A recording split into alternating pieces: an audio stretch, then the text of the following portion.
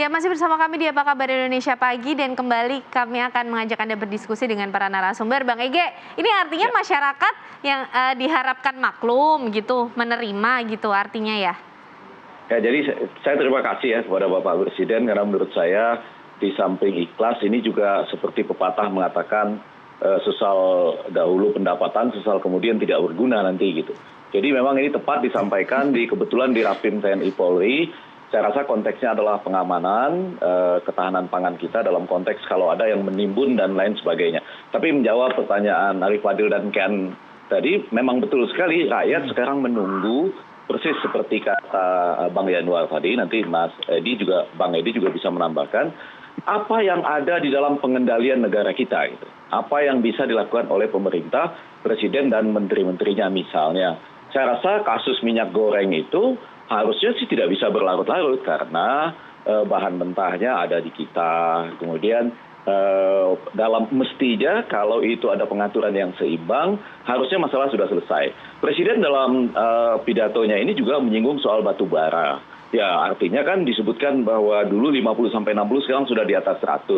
Kita salah satu produsen batu bara juga yang cukup besar di dunia. Dan kemudian bagaimana kita sekarang melihat anggaran belanja kita, misalnya nanti mohon Bang Yanuar membantu juga digunakan. Apakah tepat dalam konteks seperti ini kita belanja pertahanan misalnya, beli pesawat dan hal-hal lain?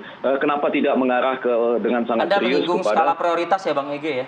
Ya, energi baru dan terbarukan tadi misalnya. Kita tahu ada beberapa kendala, seperti gandum yang 60% sekarang dihasilkan oleh Ukraina misalnya, gara-gara perang Ukraina-Rusia ini kan memang akan langsung punya akibat. Oke, kita menahan diri jangan banyak mengkonsumsi yang ada kaitannya dengan gandum misalnya. Bahkan Bang Yanuar kalau kita mau kaji lebih dalam, katanya kan perang Ukraina-Rusia ini adalah salah satu pintu Rusia sudah mengantisipasi bahwa dia akan kena sanksi pada sektor SWIFT, nanti akan lari ke, justru ini digunakan perang ini untuk lari ke sistem perdagangan yang menggunakan yuan namanya, gabungan rubel dan yuan misalnya. Nah ini kan seharusnya diantisipasi sedemikian rupa gitu. Jadi beberapa agenda prioritas kita, mulai Bapak-Bapak Menteri dan para elit politik jangan lagi bicara tunda pemilu, tapi kita tunda kenaikan kebutuhan pokok misalnya. Nah, itu kan enak tuh dengarnya. Narasinya lebih berkedaulatan. Mana yang lebih urgent dulu nih? Iya, jadi bapak-bapak elit politik dan menteri kita nggak usah ngomong tunda pemilu dulu, tapi yang sangat urgent karena lagi-lagi kan sudah bisa dibayangkan Rusia pasti menyerang Ukraina lah gitu karena ada hal-hal tertentu di balik itu ya Bang Yanuar ya. Nah pada saat itu mari kita tunda kenaikan kebutuhan pokok dalam konteks yang bisa dikendalikan oleh pemerintah kita dan menteri-menteri kita, begitu Pak Edi Priyono. Oke, silakan Pak Edi. Ya, sebelum ke situ saya boleh ya sedikit mengkritik TV One ya. Karena ini muncul terus nih, harga kebutuhan naik, Jokowi ingatkan masyarakat. Seperti disampaikan Pak Effendi, itu peringatan terutama untuk jajaran pemerintah dan khususnya aparat. Nanti kalau begini, itu kesannya kemudian pemerintah, presiden hanya mengingatkan masyarakat, enggak gitu. Tapi terserah ya, tapi ini saya harus sampaikan. Nah berikutnya kalau mengenai apa yang dilakukan oleh pemerintah, sebenarnya ada. Minyak goreng ada yang dilakukan pemerintah. Kita monitor kok tiap hari, kita punya hasil monitorannya. Harga rata-rata minyak goreng itu turun. Meskipun masih harus diakui masih di atas HET. Itu harus diakui. Nah, dan variasi antar daerah ini cukup besar ya. Kami monitor di Bali dan di Kalimantan Utara, itu 1 liternya mencapai 23.000. Nah, tetapi di Jambi itu 14.000. Kita sudah sampaikan ke Kementerian Perdagangan, variasi antar daerah ini tolong diperhatikan. Nah, kemudian yang dilakukan pemerintah terkait minyak goreng apa? Karena ini beda ya. Setiap komoditas ini nature masalahnya tidak sama sehingga solusinya juga.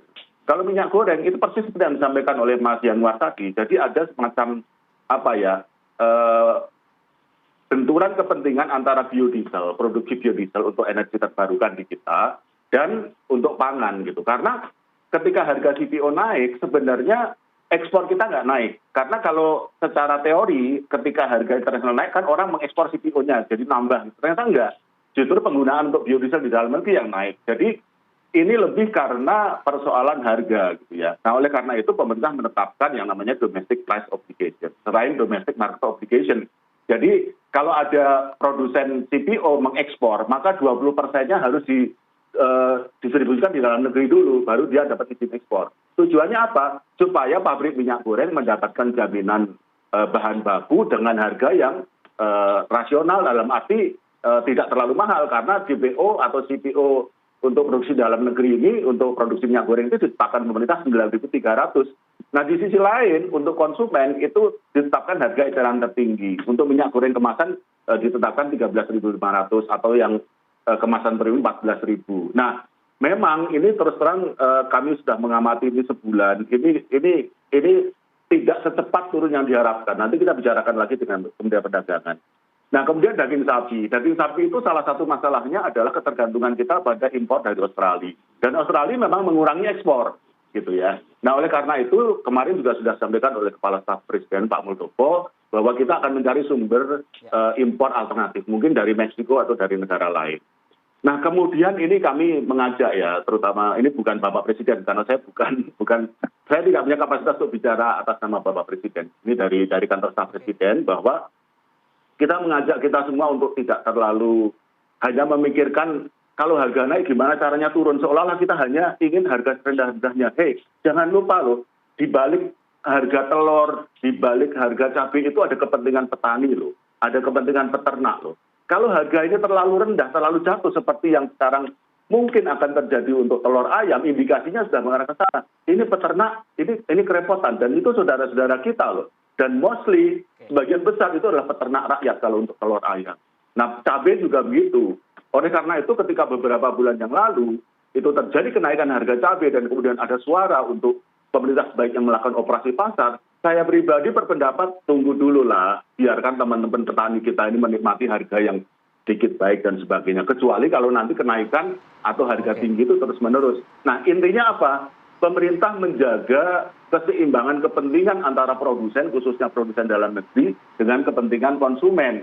Kita nggak bisa terus-terusan menuntut harga rendah terus, gitu kan. Nah, kalau untuk yang produk yang impor ya, gandum, kemudian kedelai, ya kemudian LPG, ini sulit kita melakukan langkah dalam jangka pendek. Kedelai agak spesifik, karena apa? Kebutuhan rata-rata kedelai kita per tahun itu kan 4,5 juta ton. Kita pernah mencapai produksi dalam negeri 1,5 sampai 1,9 juta ton. Tapi produksi ini terus turun. Ini memang menjadi PR-nya Kementerian Pertanian. Dan Bapak Presiden arahannya bahkan bukan hanya mendorong, bahkan ketika di awal beliau menginginkan kita swasembada kedelai.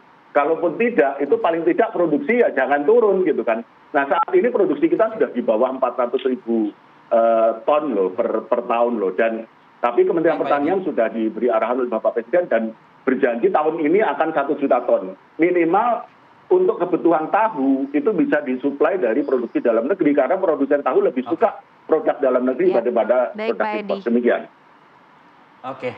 Konklusi dari Mas Yanuar Rizky, singkat, padat mungkin, Mas Yanuar.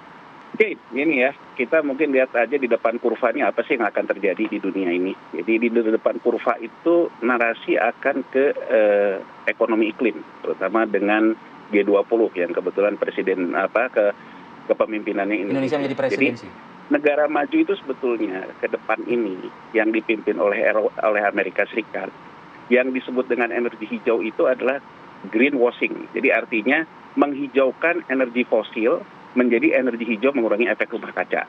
Itulah yang menjadi berkah harga batu bara.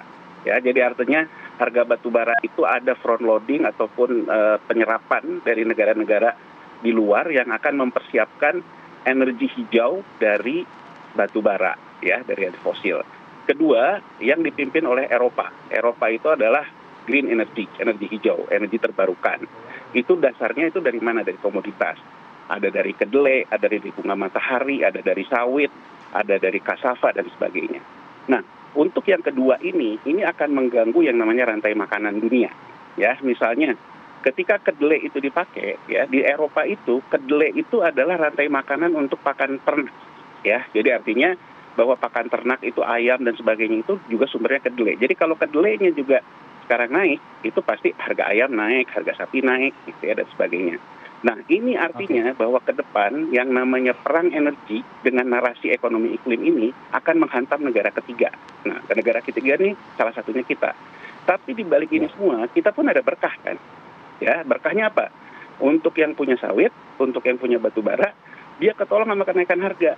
Nah, menurut saya yang sekarang jadi kena getahnya siapa? Yang kena getahnya adalah rakyat kebanyakan. Nah, kita seperti kata Bang Effendi tadi, jadi daripada ngebahas pemilu ditunda karena urusan kan kita ini terbuka aja lah gitu loh, bahwa pembiayaan politik kita ini gitu itu kan dibiayai oleh orang-orang yang punya batu bara, orang-orang yang punya sawit gitu. Nah, kalau kita ngomongin tentang mendahulukan kepentingan negara, orang-orangnya ada di kabinet sendiri kok gitu, yang punya sawit, yang punya batu bara.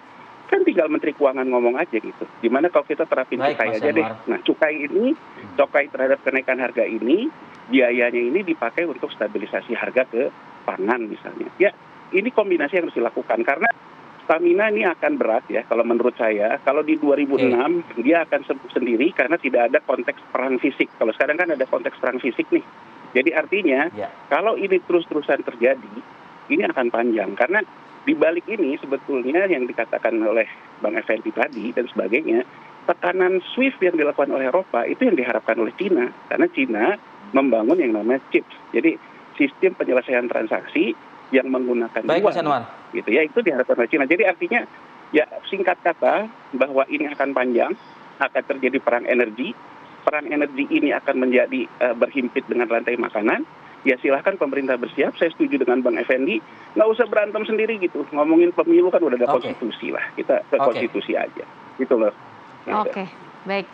Terima kasih Bapak-Bapak semua sudah bergabung dalam diskusi kita yang menarik pada pagi hari ini, Mas Yanuar, Bang Ege, Pak Edi, sehat selalu semuanya. Bang Ege, Mas Yanuar. Sehat selalu semua keluarga Bang Yanuar. Terima kasih, selamat pagi. Kita jeda ya, Net? Ya. Kami kembali saat lagi.